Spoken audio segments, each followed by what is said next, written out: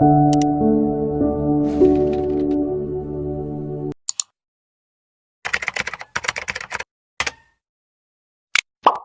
സുവിശേഷം 18-ാമത്തെ അധ്യായം 31 തുടങ്ങി 34 വരെയുള്ള വാക്യങ്ങളാണ് നമ്മൾ വായിച്ചു കേട്ടത്.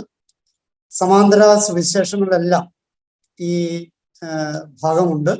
മത്തായിയുടെ സുവിശേഷം 20-ാമത്തെ അധ്യായം 17 തുടങ്ങി 19 വരെയും, മർക്കോസിന്റെ സുവിശേഷം 10-ാമത്തെ അധ്യായം 32 തുടങ്ങി 34 വരെയും ഈ വാക്യങ്ങൾ നമുക്ക് വായിക്കാൻ പറ്റും. ഇത് പീഡാസഹനങ്ങളെ കുറിച്ചുള്ള ക്രിസ്തുവിന്റെ 3-ാമത്തെ പ്രവചനമാണ്. ഈ പീഡാസഹനങ്ങളെ കുറിച്ച് നമ്മൾ ഇന്ന് വായിച്ചു കേട്ടത് ലൂക്കയുടെ സുവിശേഷമായതുകൊണ്ട് ലൂക്കയുടെ സുവിശേഷത്തില് ശ്രദ്ധ കേന്ദ്രീകരിച്ച് നമ്മൾ ഇതിനൊരു ആമുഖം പറഞ്ഞു കഴിഞ്ഞാൽ 3 പ്രവചനങ്ങളിൽ 3-ാമത്തേതാണ് നമ്മൾ വായിച്ചു കേട്ടത്. ഒന്നാമത്തേത് ലൂക്കയുടെ സുവിശേഷത്തിന്റെ പശ്ചാത്തലത്തിൽ നോക്കുമ്പോൾ ഒന്നാമത്തേത് പത്രോസിന്റെ വിശ്വാസ പ്രഖ്യാപനത്തിന്റെ പശ്ചാത്തലത്തിലാണ് ഒന്നാമത്തെ പ്രവചനം നടത്തുന്നത്. അത് ലൂക്കയുടെ സുവിശേഷം 9-ാമത്തെ അധ്യായം 21 തുടങ്ങി 27 വരെയുള്ള വാക്യങ്ങളിലാണ് കാണുക. ഒന്നാമത്തെ യേശുവിന്റെ പ്രവചനത്തിന് ശിഷ്യന്മാരില് യാതൊരു മാറ്റവും ഉണ്ടായില്ല, അല്ലെങ്കിൽ ഒരു പ്രതികരണം ഉണ്ടായില്ല എന്ന് വേണം നമുക്ക് മനസ്സിലാക്കാൻ. രണ്ടാമത്തെ പീഡാനുഭവ പ്രവചനം നടത്തുന്നത് ലൂക്കയുടെ സുവിശേഷത്തില് നമ്മള് വായിച്ചു കേൾക്കുന്നത് 9-ാമത്തെ അധ്യായം 44-45 വാക്യങ്ങളിലാണ്. അവിടെ ഈശോ ഈ പ്രവചനം നടത്തുന്ന പശ്ചാത്തലം പിശാച് ബാധിതനെ സുഖപ്പെടുത്തിയ പശ്ചാത്തലമാണ്. അതിൻ്റെ അകത്ത് കണ്ടു നിന്നവരും കേട്ടു നിന്നവരും ഒക്കെ അത്ഭുതപ്പെട്ടു നിൽക്കുന്ന ഒരു സാഹചര്യത്തിലാണ് ഈശോ ഈ പീഡാനുഭവ മരണോത്ഥാനങ്ങളെ കുറിച്ച് പ്രവചനം നടത്തുന്നത്. അപ്പോഴ് ആദ്യത്തെ ഘട്ടത്തിൽ ഒരു പ്രതികരണം ഉണ്ടായില്ല. രണ്ടാമത്തെ ഘട്ടത്തില് അവർക്ക് മനസ്സിലായില്ല, ചോദിക്കാൻ അവർ ഭയപ്പെട്ടു എന്നൊക്കെയാണ് സുവിശേഷം രേഖപ്പെടുത്തിയിട്ടത്. 3-ാമത്തെ ഭാഗമാണ് ഇന്ന് നമ്മൾ വായിച്ചു കേട്ടത്. അത് തീർച്ചയായിട്ടും കുറച്ചുകൂടി ഗൗരവത്തിലേക്ക് അത് പോകുന്നു. നമുക്കിനി വചനഭാഗത്തിലേക്ക് പ്രവേശിക്കാം. 31-ാമത്തെ വാക്യത്തില് നമ്മൾ ആമുഖത്തില് വായിക്കുന്നു, 12 പേരെയും അടുത്ത് വിളിച്ച് ആണ് ഈശോക്ക് പറയുക. അവിടെ എന്തുകൊണ്ടാണ് ഇവരെല്ലാവരെയും വിളിച്ചത്? വളരെ ഗൗരവമുള്ള കാര്യമാണ്. ചില പ്രത്യേക സന്ദർഭങ്ങളിൽ ഈശോ ചില പ്രത്യേക ശിഷ്യന്മാരെ മാത്രം വിളിച്ച് മാറ്റി നിർത്തി ചില കാര്യങ്ങളൊക്കെ ചെയ്തിട്ടുണ്ട്. എന്നാല് ഇവിടെ എല്ലാവർക്കും ബാധകമായ ഒരു കാര്യമാണ്, വളരെ ഗൗരവമുള്ള കാര്യമാണ്. 2 കാര്യം പ്രസക്തമാണ്. ഒന്ന്, ഗൗരവതയാണ് എല്ലാവരെയും വിളിക്കാനുള്ള കാര്യം. 2, എല്ലാവർക്കും ബാധകമായ കാര്യമാണിത് എന്നതുകൊണ്ടാണ് ഈ 12 പേരെയും ഒരുമിച്ച് വിളിച്ചത്. ആരെയും ഒഴിവാക്കിയില്ല എന്നത് നമ്മൾ ശ്രദ്ധിക്കേണ്ട ഒരു കാര്യം. പ്രത്യേകിച്ച് 3 ദിവസത്തിനുള്ളില് 3 ദിവസത്തെ പരിപാടിയാണ്. ഈ 3 ദിവസത്തിനുള്ളില് ഈ 12 പേരിൽ ഒരുത്തൻ യേശുവിനെ ഒറ്റുകൊടുക്കും. യേശുവിനെ അത് കൃത്യമായിട്ട് അറിയാം. അങ്ങനെ ഒറ്റുകൊടുക്കാനിരുന്നവനെ പോലും ഒഴിവാക്കിയില്ല. അവനെയും കൂടെ കൂട്ടിയിട്ടാണ് സഹനത്തിന്റെ പാഠങ്ങൾ പഠിപ്പിക്കുക. നമ്മുടെ ജീവിതത്തില് പ്രത്യേകിച്ച് ഓരോ തലമുറ മാറിപ്പോകുമ്പോൾ ഈ സഹനത്തിന്റെ പാഠങ്ങൾ പഠിപ്പിക്കാനായിട്ട് ഓരോ തലമുറയും പരാജയപ്പെടുന്നു. പൂർവികര് എത്രത്തോളം സഹനങ്ങൾ ഏറ്റെടുത്തോ ആ സഹനങ്ങളുടെ പാഠങ്ങളിലേക്ക് എത്തിക്കാനായിട്ട് അടുത്ത തലമുറയെ നമ്മൾ പരിശീലിപ്പിക്കുന്നില്ല, പഠിപ്പിക്കുന്നില്ല. നമ്മുടെ മാതാപിതാക്കന്മാരുടെ എല്ലാം പൊതുചിന്ത, ഞാൻ ഒരുപാട് കഷ്ടപ്പാട് അനുഭവിച്ചതാണ്, അത്രയും കഷ്ടപ്പാട് എൻ്റെ മക്കളായിട്ട് അനുഭവിക്കരുത് എന്ന് വിചാരിക്കുന്നിടത്താണ് സകല പരാജയങ്ങളുടെയും ആരംഭം. സഹനത്തിന്റെ പാഠങ്ങള് വഴിതെറ്റിപ്പോകുന്നവരെയും ഒക്കെ പഠിപ്പിക്കാനായിട്ട് ഉത്തരവാദിത്തമുണ്ട് എന്ന് ഈശോ ഈ 12 പേരെയും അടുത്ത് വിളിച്ചിട്ട് പഠിപ്പിക്കുന്ന ഈ കാര്യത്തിൽ നിന്ന് നമ്മൾ ഏറ്റെടുക്കേണ്ടതാണ്. താൻ അനുഭവിക്കാൻ പോകുന്ന സഹനങ്ങളിൽ, ബുദ്ധിമുട്ടുകളിൽ, വേദനകളിൽ ഒക്കെ അത് വ്യക്തമാക്കി. അപ്പൊ ഈ വ്യക്തമാക്കല് പലപ്പോഴും കാരണവന്മാര് കഥ പറയും. എന്റെ ചെറുപ്പകാലത്ത് ഇങ്ങനെ സഹിച്ചിട്ടുണ്ട്, എന്റെ ചെറുപ്പകാലത്ത് ഇങ്ങനെ സഹിച്ചിട്ടുണ്ട്. ഈ കഥ പറച്ചിലല്ല കാര്യം. ഇത് അനുഭവവേദ്യമാക്കി കൊടുക്കാനായിട്ട് പറ്റുമോ ഇല്ലയോ എന്നതാണ്. ഈശോ കഥ പറയുന്നവനല്ല, അത് അനുഭവവേദ്യമാക്കി കൊടുത്താൽ മതി. അപ്പോ ഈ ഒന്നാമതായിട്ട് നമ്മൾ ചിന്തിക്കേണ്ട ഒരു പ്രധാനപ്പെട്ട കാര്യം, നമ്മുടെ മക്കളെയും നമ്മുടെ ജീവിത പങ്കാളിയെയും നമ്മളുമായിട്ട് ബന്ധപ്പെട്ട് കഴിയുന്നവരെയും അടുത്ത് വിളിച്ച് ചങ്കിനോട് ചേർത്ത് വെച്ചിട്ട് സഹനത്തിന്റെ പാഠങ്ങൾ പഠിപ്പിക്കാനായിട്ട് നമുക്ക് പറ്റും. ഗതികേടെന്ന് പറയട്ടെ, നമ്മുടെ സഭയിലും സഭാ അധികാരികളിലും ഞാൻ ഉൾപ്പെടുന്ന വൈദിക സമൂഹത്തിലും മെത്രാന്മാരിലും ഒക്കെയുള്ള പ്രവണത, ചില നവോദനകള്, അതുപോലെ തന്നെ ആത്മീയമായിട്ട് വളർന്നവരിലും ഒക്കെയുള്ള പൊതുവെയുള്ള പ്രവണത, ചില ആത്മീയ കാര്യങ്ങൾ ചെയ്താല്, ചില നൊവേനകൾ ചെല്ലിയാൽ, ചില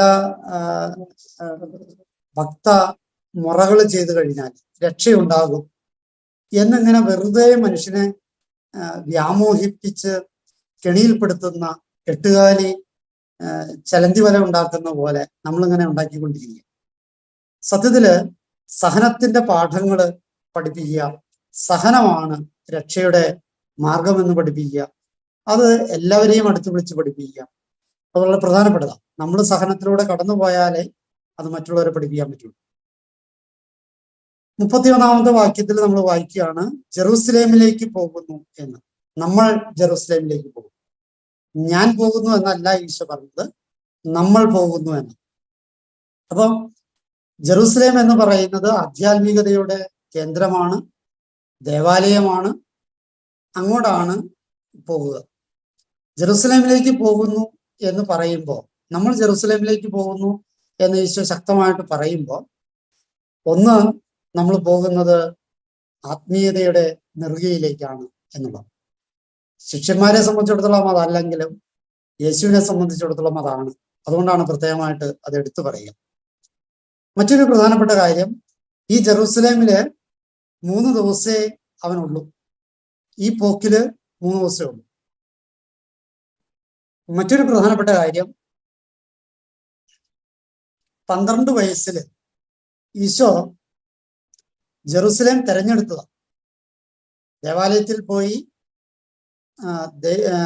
ദൈവമാണ് തൻ്റെ അപ്പനെന്ന് തിരിച്ചറിഞ്ഞ് അവിടെ ആയിരിക്കാൻ കൊതിച്ച് വ്യാമോഹിച്ച് അവിടെ തങ്ങിയവനാ 12 വയസ്സ്. അവിടെ നിന്ന് മാതാപിതാക്കന്മാര് പിടിച്ചു വലിച്ചു കൊണ്ടുവന്നതാണ്. പിന്നീട് അവന്റെ മനസ്സ് മുഴുവൻ ഈ ജെറൂസലേം. അതുകൊണ്ടാണ് ജെറൂസലേമിന്റെ അധപ്പതനത്തെ ഓർത്ത് കർത്താവ് വിലപിക്കുക. അവന്റെ മനസ്സ് നിറച്ച് ജെറൂസലേം. ഈ ജെറൂസലേം തന്നെയാണ് ഇവനെ 33-ാം വയസ്സിൽ, 12-ാം വയസ്സിൽ അവൻ ഏറ്റെടുത്ത ജെറൂസലേമാണ് 33-ാം വയസ്സിൽ അവനെ തള്ളിക്കളയുന്നത്. ദേവാലയങ്ങൾ പലപ്പോഴും ഇങ്ങനെയാണ്. ചെറുപ്പത്തിലെ നമ്മള് ദേവാലയവുമായിട്ട് ബന്ധപ്പെട്ട് ഭക്തിയുടെ പാരവശ്യത്തില് നമ്മൾ പലതുമൊക്കെ ദേവാലയവുമായിട്ട് ബന്ധപ്പെട്ട് ചെയ്യുകയും പ്രാർത്ഥിക്കുകയും ഒക്കെ ചെയ്യും. വളർച്ചയുടെ പൂർണ്ണതയില് നമ്മുടെ പോരായ്മകൾ ആരൊക്കെയോ കണ്ടെത്തിയിട്ട് ദേവാലയത്തിൽ നിന്ന്, ഒരുപക്ഷെ ഞാൻ തന്നെ ആയിരിക്കാം, അല്ലെങ്കിൽ മറ്റുള്ളവരായിരിക്കാം, ദേവാലയത്തിൽ നിന്ന് അകറ്റപ്പെടുന്ന, ദേവാലയം നമ്മളെ അകറ്റുന്ന ഒരു അവസ്ഥ ഉണ്ടാകാറുണ്ട്. ജെറൂസലേം അവനെ കൈവിടുകയും മറ്റൊരു പ്രധാനപ്പെട്ട, ഞാൻ ജെറൂസലേമിലേക്ക് പോകുന്നു എന്ന് പറയുമ്പോൾ ഞാൻ എൻ്റെ ദൈവത്തിന്റെ സമയത്തിലേക്ക്, എൻ്റെ അന്ത്യത്തിലേക്ക് പോകുന്നു എന്നാണ് അതിന്റെ പൊരുൾ. അപ്പൊ ജെറൂസലേമിലേക്ക് പോകുന്നു എന്ന് പറയുമ്പോൾ ഒരുപാട് അർത്ഥങ്ങൾ അതിലുണ്ട് എന്ന് സാരം. 31-ാമത്തെ വാക്യത്തിൽ തന്നെ പറയുകയാണ്, പ്രവാചകന്മാർ വഴി എഴുതപ്പെട്ടതെല്ലാം പൂർത്തിയാക്കപ്പെടും. പിന്നീട് അങ്ങോട്ട് 32, 33 വാക്യങ്ങളിലായിട്ട് 7 വലിയ പ്രവചനങ്ങള് പ്രവാചകന്മാര് പറഞ്ഞത് ഈശോ അവതരിപ്പിക്കണം. അത് നമുക്കൊന്ന് ഓടിച്ച് നോക്കാം. ഒന്ന്, വിജാതീയർക്ക് ഏൽപ്പിക്കപ്പെടും. 32ാമത്തെ വാക്യത്തില് നമ്മൾ വായിക്കുന്നത്. അത് സത്യത്തില് സങ്കീർത്തനത്തിലാണ്, ദാവീദിന്റെ സങ്കീർത്തനത്തിലാണ് നമ്മൾ വായിക്കുക. 2ാമത്തെ അധ്യായം 1 തുടങ്ങി 3 വരെയുള്ള വാക്യങ്ങള് ഈ വിജാതീയർക്ക് ക്രിസ്തു ഏൽപ്പിക്കപ്പെടും എന്നുള്ള പ്രവചന ഭാഗമാണ്. ആ പ്രവചന ഭാഗമാണ് ഇവിടെ ഈ 32ാമത്തെ വാക്യത്തില് ഈശോ ഓർമ്മപ്പെടുത്തുക. വിജാതീയർക്ക് ഏൽപ്പിക്കപ്പെടും. നമ്മളേറെ ധ്യാനിക്കപ്പെടേണ്ട ഒരു കാര്യമാണത്. പലപ്പോഴും നമ്മള് വിജാതീയർക്ക് ഏൽപ്പിക്കപ്പെടുന്നു. നമ്മൾ ഏതെങ്കിലും ഒരു സുവിശേഷ വേല ചെയ്യുമ്പോൾ, പള്ളിയുമായിട്ട് ബന്ധപ്പെട്ട്, പ്രത്യേകിച്ച് എൻ്റെ പൗരോഹിത്യ ജീവിതത്തിനോടിടയ്ക്ക് വിജാതീയർക്ക് ഏൽപ്പിക്കപ്പെട്ട ഒരുപാട് സമയങ്ങളുണ്ടായിട്ടുണ്ട്. പള്ളിയിൽ എന്തെങ്കിലും അസ്വസ്ഥതയുണ്ട്, അല്ലെങ്കിൽ ചിലർക്ക് അംഗീകാരം കിട്ടുന്നില്ല, ചിലർക്ക് അടിച്ചു മാറ്റാനായിട്ടുള്ള അവസരം കിട്ടുന്നില്ല, ഇല്ലെങ്കിൽ അത് വിജാതീയരെക്ക് ഏൽപ്പിച്ചു കൊടുക്കുകയും അത് കോടതി കൊണ്ടുപോയി കേസ് കൊടുക്കുന്നു, അല്ലെങ്കിൽ നഗരസഭയിൽ കൊണ്ടുപോയി കേസ് കൊടുക്കുന്നു, അല്ലെങ്കിൽ മുനിസിപ്പാലിറ്റി അല്ലെങ്കിൽ ഈ പഞ്ചായത്ത് വഴിക്ക് പണിയെടുക്കുന്നു. നിങ്ങൾ ശ്രദ്ധിച്ചിട്ടുണ്ടോ, സിമിത്തേരികൾ എവിടെയൊക്കെ പണിതിട്ടുണ്ടോ അവിടെ എല്ലാം ഈ വിജാതീയർക്ക് ഏൽപ്പിച്ചു കൊടുക്കപ്പെടുന്ന പ്രക്രിയ നടക്കുന്നു. ഈ അടുത്ത ദിവസങ്ങളിൽ ഒരു മെത്രാന്റെ പ്രസംഗം പോലും ആ വിജാതീയർക്ക് ഏൽപ്പിച്ചു കൊടുക്കുന്നതിന്റെ ഛായയുണ്ടോ എന്നെനിക്ക് സംശയമുണ്ട്. അപ്പൊ വിജാതീയർക്ക് ഏൽപ്പിച്ചു കൊടുക്കപ്പെടുക എന്നുള്ളത് ക്രിസ്തുവിന്റെ ജീവിതത്തിന്റെ പ്രവചനങ്ങളുടെ പൂർത്തീകരണമാണ്. അത് സങ്കീർത്തനം 2:1-3 പറയുന്നതാണ്. 2ാമത്തെ കാര്യം പരിഹസിക്കപ്പെടും എന്നുള്ളതാണ്. 32ാമത്തെ വാക്യത്തിലാണ് നമ്മളത് വായിക്കപ്പെടുക. അത് സത്യത്തില് സങ്കീർത്തനത്തിന്റെ 22ാമത്തെ സങ്കീർത്തനം 13, 16, 18 വാക്യങ്ങളിൽ നമ്മളത് വായിക്കുന്നു. കൂടാതെ സങ്കീർത്തനം 69-ന്റെ 21 തുടങ്ങി 26 വരെയുള്ള വാക്യങ്ങളിൽ ഈ യേശുവിനെ പരിഹസിക്കുന്ന കാര്യം ഓർമ്മപ്പെടുത്തുന്നു. അതുകൂടാതെ സങ്കീർത്തനം 109-ന്റെ 25ാമത്തെ വാക്യത്തില് യേശുവിനെ പരിഹസിക്കപ്പെടുന്ന അവസ്ഥ വായിക്കപ്പെടുന്നുണ്ട്. അപ്പം നമ്മളൊക്കെയും ഈ പരിഹാസത്തിന്റെ അവസ്ഥയിലൂടെ കടന്നു പോകുന്നവരാണ്.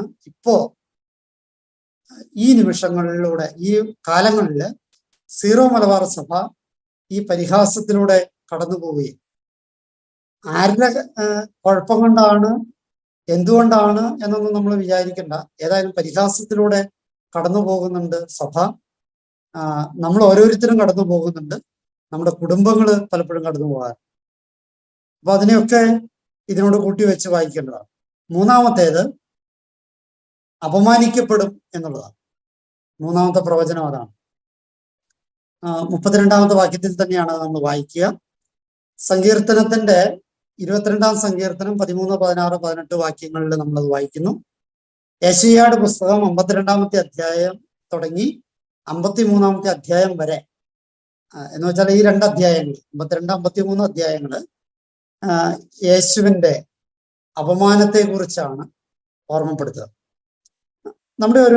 നമ്മള് ഈ അപമാനങ്ങളിലൂടെ, പ്രത്യേകിച്ച് സുവിശേഷ മൂല്യങ്ങൾക്കനുസരിച്ച് ജീവിച്ചാല് പലപ്പോഴും അപമാനങ്ങളിലൂടെ കടന്നു പോകേണ്ടതുണ്ടാകും. അത് നമ്മുടെ ഏറ്റവും അടുത്ത ആൾക്കാരിൽ നിന്നുണ്ടാകും, അകന്ന ആൾക്കാരിൽ നിന്നുണ്ടാകും, ലോകത്തിൽ നിന്നുണ്ടാകും. 4ാമത്തേത് അവന്റെ മേൽ തുപ്പും എന്നുള്ള പ്രവചനമാണ്. 32ാമത്തെ വാക്യത്തിൽ തന്നെയാണ് നമ്മളത് വായിക്കുക. തുപ്പല് 2 അർത്ഥത്തിൽ, 2 അല്ല 3 അർത്ഥത്തിൽ. ഒന്ന്, തുപ്പല് രോഗസൗഖ്യത്തിനുള്ള ഒരു മാർഗമാണ്. നമുക്കറിയാം, നമ്മുടെ കൈ മുറിഞ്ഞാൽ നമ്മൾ ഉടനെ അത് വായിൽ കൊണ്ടുപോയി അവിടെ തുപ്പല് വയ്ക്കുന്ന ഒരു ശൈലിയുണ്ട്. തുപ്പല് രോഗസൗഖ്യത്തിനുള്ളത്. അത് ബൈബിളിന്റെ കാലഘട്ടത്തിലും അങ്ങനെ തന്നെ. അതുകൊണ്ടാണ് അവൻ നിലത്ത് തുപ്പി ചെളി ഉണ്ടാക്കി കുഴച്ചിട്ട് കണ്ണിൽ പുരട്ടിയിട്ട് പോയി കഴുകാൻ പറഞ്ഞു. അപ്പൊ തുപ്പല് രോഗസൗഖ്യത്തിന് വേണ്ടി ഉപയോഗിക്കാറുണ്ട്. രണ്ടാമതായിട്ട് തുപ്പല് അവനവന്റെ ഉള്ളിലെ ആവശ്യമില്ലാത്തതിനെ, തിന്മയെ ഒഴിവാക്കാനായിട്ടുള്ള സാധ്യതയാണ് തുപ്പല്. കഫം വരുമ്പോൾ തുപ്പിക്കളയുന്നു, അധികമായിട്ട് ഉമിനീരുണ്ടായി കഴിയുമ്പോൾ തുപ്പിക്കളയുന്നു, വായിൽ എന്തെങ്കിലും വന്നു കഴിഞ്ഞാൽ തുപ്പിക്കളയുന്നു. അപ്പൊ അങ്ങനെ ആവശ്യമില്ലാത്തതിനെ കളഞ്ഞ് ശുദ്ധീകരിക്കുന്ന പ്രക്രിയയാണ് തുപ്പൽ. മൂന്നാമതായിട്ട് തുപ്പല് അപമാനത്തിന്റെ അടയാളമാണ്.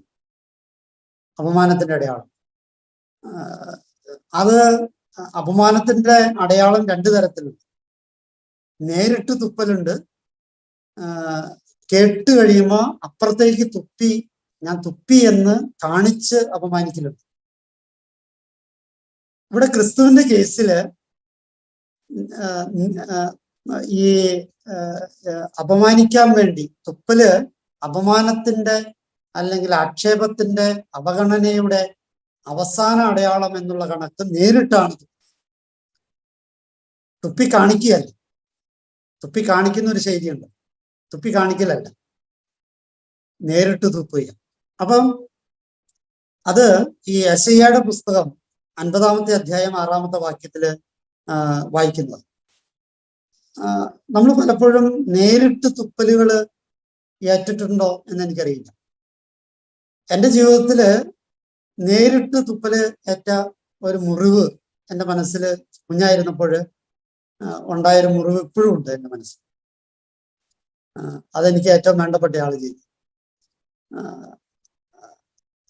ഞാനത് പറയുന്നത്, നേരിട്ട് തുപ്പല് നിങ്ങൾക്ക് കിട്ടിയിട്ടുണ്ടോ എന്ന് സംശയിക്കും. ഒരു പക്ഷേ ഈ തുപ്പല് നേരിട്ട് കിട്ടുന്നത് അത്ര സുഖകരമായ ഒരു കാര്യമാണ്. മദർ തെരേസയ്ക്ക് അങ്ങനെ ഒരു തുപ്പല് കിട്ടിയ കഥ നമ്മൾ കേട്ടു. തുപ്പല് തുപ്പിക്കഴിഞ്ഞപ്പോൾ ആ തുപ്പല് മദർ തെരേസ തുപ്പുന്ന ആ സമയത്ത്, മദർ തെരേസയുടെ മേത്തേക്കല്ല തുപ്പാൻ, ആ തുപ്പല് മദർ തെരേസ നേരിട്ട് വാങ്ങിച്ചിട്ട് ആ തുപ്പിയ നിമിഷം അത് കൈകൊണ്ടെടുത്തിട്ട് മദർ തെരേസ പറയുന്നുണ്ട്, എനിക്കുള്ളത് തന്നു കഴിയും, ഇനി എൻ്റെ മക്കൾക്കുള്ളത് തന്നു. അപ്പൊ തുപ്പല് വളരെ പ്രധാനപ്പെട്ടതാണ്. തുപ്പലല്ല, തുപ്പലിന്റെ അർത്ഥങ്ങൾ വളരെ പ്രധാനപ്പെട്ട. അപ്പൊ തുപ്പലിന്റെ അർത്ഥങ്ങൾ പ്രധാനപ്പെട്ടതായതുകൊണ്ട് തുപ്പുന്നത് സൂക്ഷിച്ചു വേണം തുപ്പാനായിട്ട്, തുപ്പുന്നത് സ്വീകരിക്കുന്നതും സൂക്ഷിച്ചു വേണം ചെയ്യാനായിട്ട്. നമ്മളൊക്കെ പൊതുവെ പലപ്പോഴും ഈ ചില കാരണവന്മാര് തുപ്പലിലേക്ക് എത്തില്ല, ചുമച്ചു നിൽക്കും. അതും തുപ്പലിന്റെ തന്നെ ഭാഗമാണ്. അപ്പോ ഈ ആക്ഷേപത്തിന്റെ, അവഹേളനയുടെ ഒക്കെ അടയാളമായിട്ട് തുപ്പലുണ്ട്. അത് ചുമച്ചു നിർത്തലുണ്ട്, സൈഡിലേക്ക് തുപ്പി കാണിക്കലുണ്ട്, നേരിട്ട് തുപ്പലുണ്ട്. ഈ മൂന്ന് ആക്ഷേപങ്ങളിലെ ഏറ്റവും പരമോന്നതമായ ആക്ഷേപത്തിലൂടെയാണ് ഈശോ കടന്നുപോയത്. നേരിട്ട് തുപ്പല് ഏറ്റവനാണ്. 5-ാമത്തെ പ്രവചനം അവനെ പ്രഹരിക്കും എന്നുള്ളത് ലൂക്കയുടെ സുവിശേഷം. അത് മറ്റു സുവിശേഷങ്ങളൊക്കെ വായിക്കുമ്പോൾ നമുക്ക് കൂടുതൽ, അല്ലെങ്കിൽ പിന്നീട് വചനം വായിക്കുമ്പോൾ നമുക്ക് മനസ്സിലാക്കും അതിന് പ്രഹരം എന്നതിന് കുറച്ചുകൂടി അർത്ഥമുണ്ട്. ചാട്ടവാറ് കൊണ്ടുള്ള അടിയുണ്ട്, ചമ്മട്ടി കൊണ്ടുള്ള അടിയുണ്ട്. ഇതൊക്കെ പ്രഹരങ്ങളുടെ ഭാഗമാണ്. 33-ാമത്തെ വാക്യത്തിലാണ് നമ്മളത് വായിക്കുക. യേശുവിന് ചാട്ടവാറിന്റെ അടി, ചമ്മട്ടിയുടെ അടി ഒക്കെ കിട്ടും എന്നുള്ളത് നേരത്തെയുള്ള പ്രവചനമാണ്. യെശയ്യായുടെ പുസ്തകം 52-ാമത്തെ അധ്യായം 14-ാമത്തെ വാക്യത്തിന്റെ ഓർമ്മപ്പെടുത്തലാണ്. ഒപ്പം തന്നെ യെശയ്യായുടെ പുസ്തകം തന്നെ 53-ാമത്തെ അധ്യായം 1 തുടങ്ങി 12 വരെയുള്ള വാക്യങ്ങള് ഈ പ്രഹരത്തിന്റെ സൂചനകളാണ്. ചാട്ടവാറ് കൊണ്ട് അടി കിട്ടുക, ചമ്മട്ടി കൊണ്ട് അടി കിട്ടുക. ഇന്നിപ്പോ നമ്മുടെ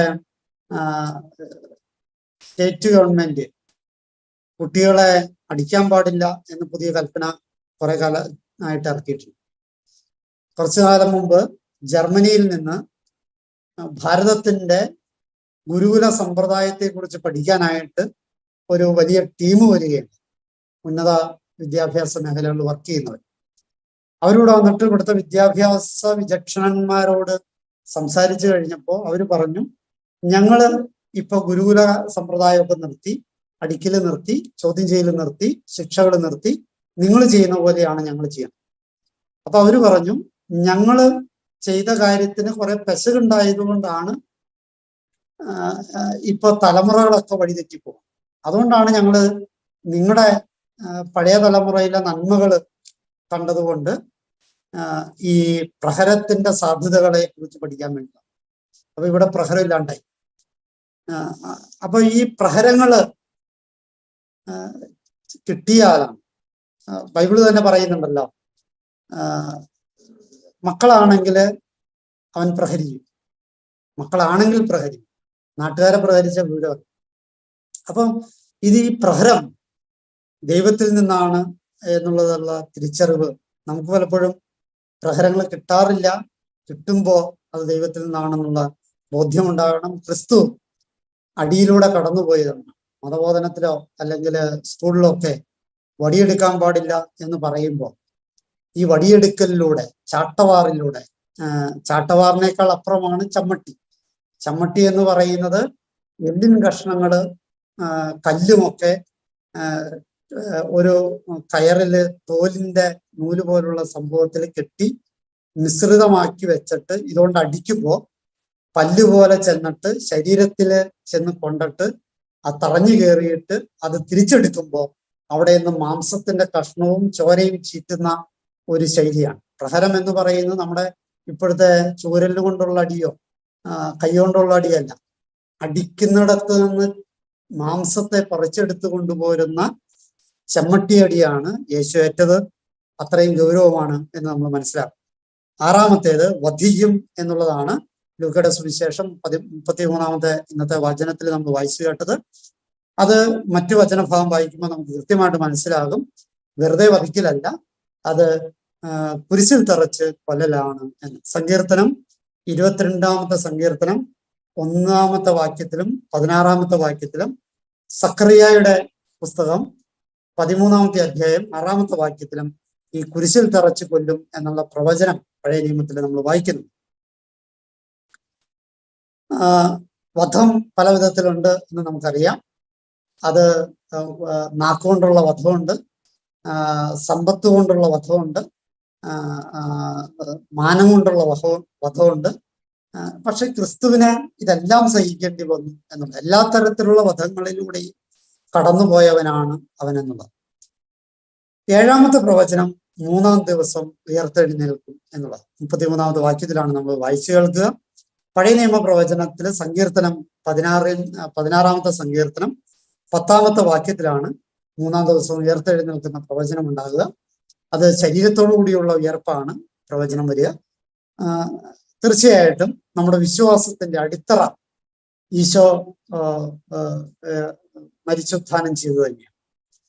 നിങ്ങൾ പറ്റുമെങ്കിൽ ഒന്ന് കുറിച്ചെടുത്ത് ധ്യാനിക്കേണ്ടതാണ്. കൊറിന്തോസിന് എഴുതിയ 1-ാമത്തെ ലേഖനത്തില് 15-ാമത്തെ അധ്യായം 1 തുടങ്ങി 4 വരെയുള്ള വാക്യങ്ങൾ. അതിന്റെ മർമ്മപ്രധാനമായ കാര്യം 4-ാമത്തെ വാക്യത്തിലാണ് പറയുന്നത്. അതിനുള്ള പശ്ചാത്തലമാണ് 1, 2, 3 വാക്യങ്ങളിൽ പറയുന്നത്. അതിതാണ്, വിശ്വസിക്കുന്ന മനുഷ്യർക്ക്, രക്ഷ ആഗ്രഹിക്കുന്നവർക്ക് ഒറ്റ മാർഗമുള്ളൂ എന്നാണ് 1, 2, 3 വാക്യങ്ങൾ പറയാം. 4-ാമത്തെ വാക്യത്തിൽ പറയുകയാണ്, ക്രിസ്തു നമ്മുടെ പാപങ്ങൾക്ക് വേണ്ടി മരിക്കുകയും സംസ്കരിക്കപ്പെടുകയും 3-ാം ദിവസം ഉയർത്തെഴുന്നേൽക്കുകയും ചെയ്യും. അപ്പൊ നമ്മുടെ വിശ്വാസത്തിന്റെയും രക്ഷയുടെയും അടിത്തറ എന്ന് പറയുന്നത് ഈ യേശുവിന്റെ ഈ 3-ാമത്തെ പ്രവചനമാണ്. ആ പ്രവചനം മാത്രമല്ല, അതിന്റെ നിറവേറ്റല് ഞാൻ നിങ്ങളോട് പറഞ്ഞില്ല. അത് സ്വാഭാവികമായിട്ടും നിറവേറി കഴിഞ്ഞ കാര്യമായതുകൊണ്ട് ഞാനത് പറയാതിരുന്നത്. പക്ഷെ ഞാൻ നിങ്ങളോട് പ്രവചനം മാത്രമാണ് സൂചിപ്പിച്ചുള്ളൂ.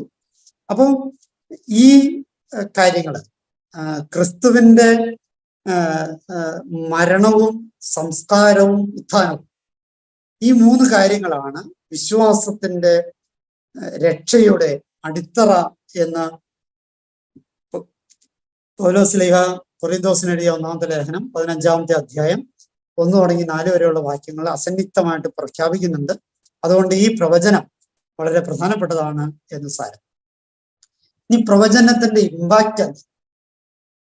ഇമ്പാക്റ്റ് അതിന്റെ പ്രതിഫലനം അത് ഞാൻ നിങ്ങളോട് 1-2 പ്രവചനങ്ങൾ ചെറുതായിട്ട് സൂചിപ്പിച്ചു. 1-ാമത്തെ പ്രവചനം നടത്തി കഴിഞ്ഞപ്പോൾ അത് പത്രോസിന്റെ വിശ്വാസ പ്രഖ്യാപനവുമായിട്ട് ബന്ധപ്പെട്ടാണ്. അതിൻ്റെ അകത്ത് യാതൊരുവിധ പ്രതികരണവും ശിഷ്യന്മാരിൽ നിന്നുണ്ടായില്ല. 2-ാമത്തെ പ്രവചനം നടത്തിയത് പിശാചുബാധനെ സുഖപ്പെടുത്തിയതുമായിട്ട് ബന്ധപ്പെട്ടാണ്. അവിടെ വെച്ച് ശിഷ്യന്മാർക്കൊന്നും മനസ്സിലായില്ല. പക്ഷെ ചോദിക്കാനായിട്ട് അവർക്ക് ഭയമായതുകൊണ്ടൊന്നും ചോദിച്ചു. 3-ാമത്തെ പ്രവചനമാണ് നമ്മൾ വായിച്ചു കേട്ട്. ഇവിടെ 3 പ്രതികരണങ്ങൾ സുവിശേഷകൻ എഴുതി വച്ചിരിക്കുകയാണ് 34-ാമത്തെ വാക്യത്തില്. 1, ഗ്രഹിച്ചില്ല. 2, പൊരുൾ അവരിൽ നിന്ന് മറയ്ക്കപ്പെട്ടിരുന്നു. 3, മനസ്സിലായില്ല. ഈ 3 കാര്യങ്ങളാണ് അതിന്റെ ആഫ്റ്റർ ഇഫക്റ്റായിട്ട് പ്രതിഫലനമായിട്ടുണ്ടായത്. 1, ഗ്രഹിച്ചില്ല. എന്താണ് അതിന്റെ അർത്ഥം? വചനത്തിലുടനീളം ഗ്രഹിക്കാൻ പറ്റാത്തതിനെ കുറിച്ച് പലവട്ടം ആവർത്തിച്ച് കർത്താവ് പറയുന്നുണ്ട്. പഴയ നിയമത്തിലുണ്ട്, പുതിയ നിയമത്തിലുണ്ട്. 2 സാഹചര്യങ്ങളിലാണ് ഗ്രഹണമില്ലാതെ പോകുന്നത്. 3 സാഹചര്യങ്ങൾ. 1, വരമില്ലാത്തത് കൊണ്ട് ഗ്രഹിക്കാൻ പറ്റാതെ പോകും. ദൈവിക വരം ഗ്രഹിക്കാനായിട്ട് ആവശ്യമാണ്. വചനം വായിക്കുമ്പോൾ, വചനം ധ്യാനിക്കുമ്പോൾ ഗ്രഹിക്കാൻ പറ്റണമെങ്കിൽ ദൈവത്തിന്റെ വരം ആവശ്യമാണ്. 2, കഴിവ് വേണം. കഴിവും തീർച്ചയായിട്ടും ദൈവം തരേണ്ടത്. ഗ്രഹിക്കണമെങ്കിൽ കഴിവ് വേണം. 3, ശ്രദ്ധ വേണം. ശ്രദ്ധ അവനവനുണ്ടാകും. അപ്പോൾ ഗ്രഹിക്കപ്പെടണമെങ്കിൽ ദൈവത്തിന്റെ വരമുണ്ടാകണം, കഴിവുണ്ടാകണം, ശ്രദ്ധയുണ്ടാകണം. ഒരു പക്ഷേ ദൈവത്തിന്റെ വരം നമുക്കില്ലെങ്കിലും നമുക്ക് കഴിവില്ലെങ്കിലും ശ്രദ്ധയുണ്ടായാൽ കുറെയൊക്കെ ഗ്രഹിക്കാൻ പറ്റും. ഇത് 3 ഉള്ളവർക്ക് കൂടുതൽ ഗ്രഹിക്കാൻ പറ്റും. ദൈവത്തിന്റെ വരം മാത്രമേ ഉള്ളൂ എങ്കിൽ കുറച്ച് ഗ്രഹിക്കാൻ പറ്റും. വരവും കഴിവും ഉണ്ടെങ്കിൽ കുറച്ചുകൂടി ഗ്രഹിക്കാൻ പറ്റും. വരവും കഴിവും ശ്രദ്ധയും ഉണ്ടെങ്കിൽ കൂടുതൽ ഗ്രഹിക്കാൻ പറ്റും. അപ്പം വചനത്തിന്റെ അല്ലെങ്കിൽ കർത്താവിന്റെ രഹസ്യങ്ങളെ, കാലത്തിന്റെ അടയാളങ്ങളെ ഗ്രഹിക്കണമെങ്കിൽ, വചനം ഗ്രഹിക്കണമെങ്കിൽ, അതുപോലെ തന്നെ നമ്മുടെ ജീവിത ദർശനങ്ങൾ ഗ്രഹിക്കണമെങ്കിൽ ഇത് 3 ആവശ്യമാണ്. ദൈവത്തിന്റെ വരം ആവശ്യമാണ്, കഴിവ് ആവശ്യമാണ്, ശ്രദ്ധ ആവശ്യമാണ്. ഇത് 3 ഉണ്ടെങ്കിലാണ് ഗ്രഹിക്കല് സാധ്യമാകും. 2-മതായിട്ട് പറയുന്നു, പൊരുൾ അവരിൽ നിന്ന് മറയ്ക്കപ്പെട്ടിരുന്നു. മറയ്ക്കപ്പെട്ടെങ്കിൽ അത് അവരുടെ കുഴപ്പമില്ല. മറയ്ക്കപ്പെട്ടത് വേറൊരാള് ചെയ്ത പ്രവൃത്തി, അത് തീർച്ചയായിട്ടും ദൈവത്തിന്റെ കർമ്മം. അതിന്റെ കാരണം ഇതാണ്, പരിശുദ്ധാത്മാവിനെ അവർക്ക് ഇതുവരെയും നൽകപ്പെട്ടിരുന്നില്ല. പരിശുദ്ധാത്മാവ് വന്നാലാണ് പൊരുള് അറിയാൻ പറ്റും. അപ്പൊ ഗ്രഹിക്കുക എന്നുള്ളതിന് അപ്പുറമാണ് പൊരുളറിയുക എന്നത്. ഈ പൊരുളറിയണമെങ്കിൽ ആത്മാവിനെ ലഭിക്കപ്പെടണം. അപ്പൊ നമുക്കൊക്കെ സ്ഥൈര്യലേപനത്തിലൂടെ ഈ ആത്മാവിനെ കിട്ടിയതാണ്. മറ്റെല്ലാ കുദാശകളിലൂടെയും ആത്മാവിനെ കിട്ടിയവരാണ്. പക്ഷെ പൊരുളുകള് ഗ്രഹിക്കാൻ പറ്റുന്നുണ്ടോ എന്നുള്ളത്. പലതിൻ്റെയും പൊരുള്, വചനത്തിന്റെ മാത്രമല്ല, കാലത്തിന്റെ പൊരുള്, സാഹചര്യങ്ങളുടെ പൊരുള്, വ്യക്തിയുടെ സംസാരത്തിന്റെ പൊരുളുകൾ, ഇതൊക്കെ ഗ്രഹിക്കാൻ പറ്റുന്നുണ്ടോ എന്നുള്ളത് ശ്രദ്ധേയമായതിനെ നമ്മളിൽ നിന്ന് മറയ്ക്കപ്പെട്ടിരിക്കുകയാണ്. പൊരുള് മറയ്ക്കപ്പെട്ടെങ്കിൽ അതിന്റെ അർത്ഥം ഇത്രയേ ഉള്ളൂ, നമ്മൾ ആത്മാവിനെ സ്വീകരിച്ചു, പക്ഷെ ആത്മാവ് നമ്മൾ സജീവമായി. ആത്മാവില്ലായ്മയല്ല കുഴപ്പം. ആത്മാവിനെ നമ്മൾ ഒതുക്കി കിടത്തിയിരിക്കുക, അല്ലെങ്കിൽ ഒതുക്കിയിരിക്കുക. ആത്മാവ് സജീവമാണ്. അപ്പൊ ആത്മാവിനെ ആത്മാവിനെ സ്വീകരിക്കുകയല്ല വേണ്ടത്. ഇനി നമുക്ക് ആത്മാവിനെ സ്വീകരിക്കേണ്ട കാര്യമില്ല, നമ്മുടെ ഉള്ളിൽ ആത്മാവുണ്ട്.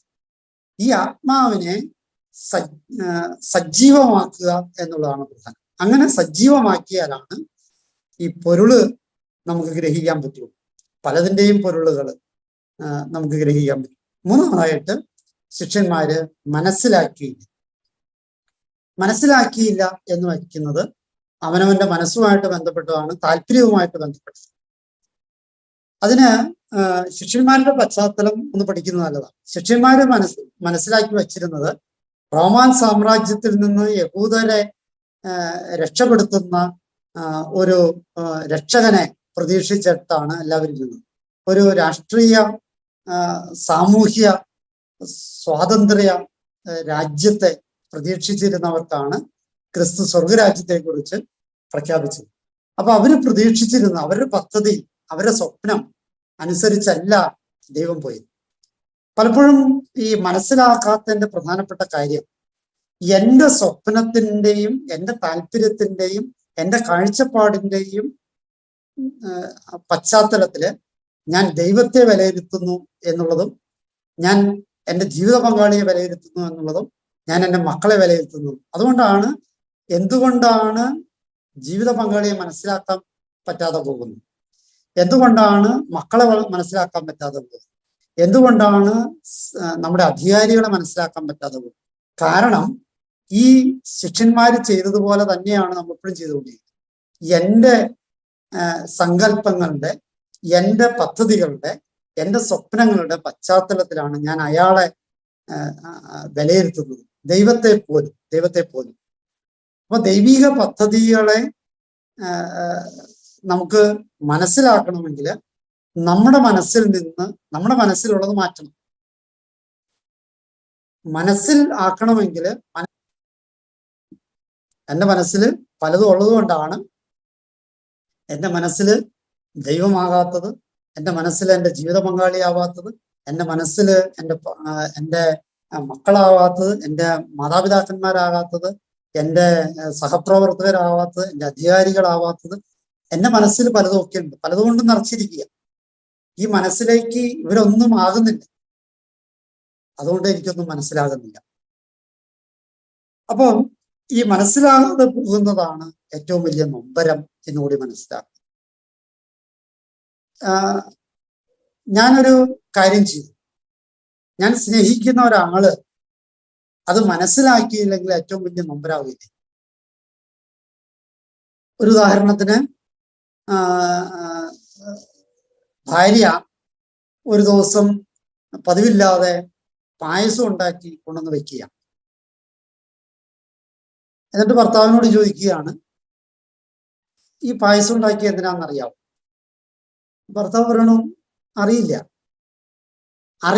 എന്ന് പറയുന്ന ആ നിമിഷം ആ ഭാര്യയുടെ മനസ്സ് തകരും. കാരണം അവള് അന്ന് പായസം ഉണ്ടാക്കിയത് അവളുടെ ജന്മദിനമായതുകൊണ്ട്. അത് ഭർത്താവിന് മനസ്സിലായില്ല എന്നുള്ളതാണ് അവളുടെ ഏറ്റവും വലിയ ദുഃഖം. പ്രത്യേകിച്ച് ഈ ഗ്രൂപ്പിലായിരിക്കുന്ന എല്ലാ പുരുഷന്മാരും ശ്രദ്ധിക്കണം കേട്ടോ. ഈ സ്ത്രീകള് ജന്മദിനങ്ങള്, വിവാഹ വാർഷികങ്ങൾ, പ്രത്യേകിച്ച് വിവാഹ വാർഷികം അവർ ഓർത്തിരിക്കും. ആണുങ്ങൾ ഈ ഡേറ്റ് ഓർക്കാൻ പറ്റിയ ലുപ്തന്മാരാ, ഓർക്കില്ല. ഇവരിത് ഓർത്തിരിക്കും, എന്തെങ്കിലുമൊക്കെ അഭിപ്രായങ്ങൾ ഒപ്പിക്കും, അതിൻ്റെ പൊരുള് എന്താന്ന് ചോദിക്കും, മനസ്സിലായില്ല എന്ന് പറഞ്ഞു കഴിഞ്ഞാൽ പിന്നെ അന്നത്തെ ദിവസം പോക്കാം. അപ്പോൾ ഈ മനസ്സിലാകാതെ വരിക എന്നുള്ളത് വലിയ വിഷമമുള്ള കാര്യം. ഏതൊരു മനുഷ്യനും ഏറ്റവും വലിയ വേദന അവൻ ചെയ്യുന്നതും അവൻ പറയുന്നതും അവന് ഏറ്റവും വേണ്ടപ്പെട്ട ആള് മനസ്സിലാക്കുന്നില്ല എന്നുള്ളതാണ് ഏറ്റവും വലിയ വേദന. അപ്പൊ ക്രിസ്തുവിനെ സംബന്ധിച്ചിടത്തോളം ഇത് ഏറ്റവും വലിയ വേദനയാണ്. കാരണം 3 വർഷം കൂടെ നടന്ന ശിഷ്യന്മാരാണ് ഗ്രഹിക്കാതെ പോയതും മറയ്ക്കപ്പെട്ടതും മനസ്സിലാക്കാതെ പോയതും. ഇത് നമ്മുടെ ജീവിതത്തിൽ ആവർത്തിക്കാതിരിക്കും. ഒരു നിമിഷം നമുക്ക് പ്രാർത്ഥിക്കാം. കാരണവനായ കർത്താവേ, തിരുസന്നിധിയില് ഞങ്ങളുടെ ജീവിതങ്ങളെ സമർപ്പിച്ച് പ്രാർത്ഥിക്കുന്നു. നിന്റെ സഹനത്തിന്റെ പ്രവചനങ്ങളുടെ പൂർത്തീകരണം അത് സംഭവിക്കാൻ പോകുന്നു എന്ന് നീ 1 അല്ല 2 അല്ല 3 വട്ടം പറഞ്ഞു. 3 പ്രാവശ്യം പറഞ്ഞിട്ടും നിന്റെ ശിഷ്യന്മാർക്ക് മനസ്സിലായില്ല. ഇന്നും ഞങ്ങൾക്കും മനസ്സിലായിട്ടില്ല. കാരണം ഞങ്ങളുടെ ജീവിതം സഹനത്തിന്റെ പുറകെയല്ല, മറിച്ച് സുഖത്തിന്റെ പുറകെയ. നല്ല ദൈവമേ, സഹനത്തിന്റെ അർത്ഥങ്ങളെയും പൊരുളുകളെയും ഞങ്ങൾക്ക് വെളിപ്പെടുത്തി തരണമേ എന്ന് പ്രാർത്ഥിക്കുന്നു. പരിശുദ്ധാത്മാവിനെ നൽകപ്പെട്ട ഞങ്ങള് മറവുകളില്ലാത്തവരാണ് എന്ന് ഞങ്ങൾക്കറിയാം. ശിഷ്യന്മാർക്ക് അന്നത്തെ കാലത്ത് മറയ്ക്കപ്പെട്ടിരുന്നു എന്ന പ്രശ്നവും ഞങ്ങൾക്കതില്ല. എങ്കിൽ പോലും എവിടെയൊക്കെയോ മറവുകൾ ഞങ്ങൾ അനുഭവിക്കുകയാണ്. ഞങ്ങൾ പലപ്പോഴും ഗ്രഹിക്കുന്നില്ല, കാരണം ഞങ്ങൾ കൂടുതൽ ശ്രദ്ധ ചെലുത്തുന്നില്ല. ഞങ്ങൾക്ക് പലപ്പോഴും മനസ്സിലാകുന്നില്ല, കാരണം ഞങ്ങളുടെ മനസ്സിൽ മറ്റു പലതുമാണ്. നല്ല ദൈവമേ, ശിഷ്യന്മാരുടെ അവസ്ഥ നീ അറിഞ്ഞവനാണ്. ഞങ്ങളുടെ അവസ്ഥയും അതിൽ നിന്ന് വിഭിന്നമല്ല. ഞങ്ങളുടെ ജീവിതത്തിലെ കുറവുകളെ, പോരായ്മകളെ പരിഹരിച്ച് നിന്റെ സഹനത്തിന്റെ വഴിയിലൂടെ നടക്കുവാൻ നീ ആഗ്രഹിച്ചതുപോലെ കുരിശെടുത്ത് നിന്റെ പിന്നാലെ വരുവാൻ ഉള്ള കൃപ ഞങ്ങൾക്ക് ഓരോരുത്തർക്കും പ്രദാനം ചെയ്യണം. നമ്മുടെ കർത്താവ് യേശു മിശിഹായുടെ കൃപയും പിതാവായ ദൈവത്തിന്റെ സ്നേഹവും പരിശുദ്ധാത്മാവിന്റെ സഹവാസവും നാം എല്ലാവരോടും കൂടി ഉണ്ടായിരിക്കട്ടെ, ഇപ്പോഴും എപ്പോഴും എന്നേക്കും. ആമേൻ. വിശേഷിച്ച്